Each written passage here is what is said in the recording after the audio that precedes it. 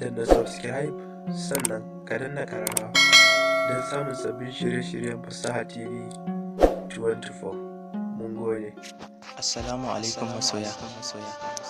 Saƙon soyayya zuwa ga mai sona. Soyayya shine a duk lokacin da ya kalli cikin idanuwar wani, kaga dukkanin abin da ka bukata kamar yadda na gani a idanunki. Soyayya kamar sarkar zinari ce da ta haɗa dukkan zukatanmu. Idan har kika tsinke wannan sarkar, to bana da ƙwarin gwiwar rayuwa. Tausayi da sausasawa so ake kira su. Kowa yana da wacce yake so, ni ke nake so.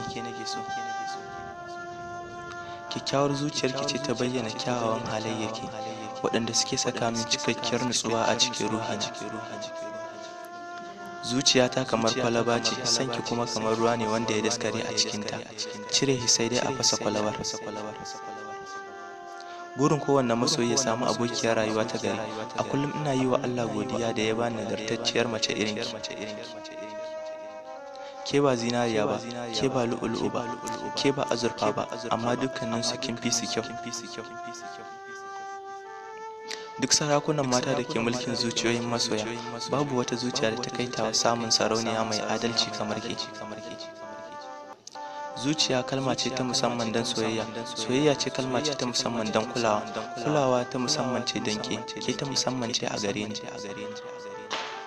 A rayuwata na koyi yadda zan yi murmushi, yadda zan yi aiki tukuru, yadda zan yi soyayya, yadda zan yi kuka, amma ban koyi ta yadda zan jure rashin ki ba.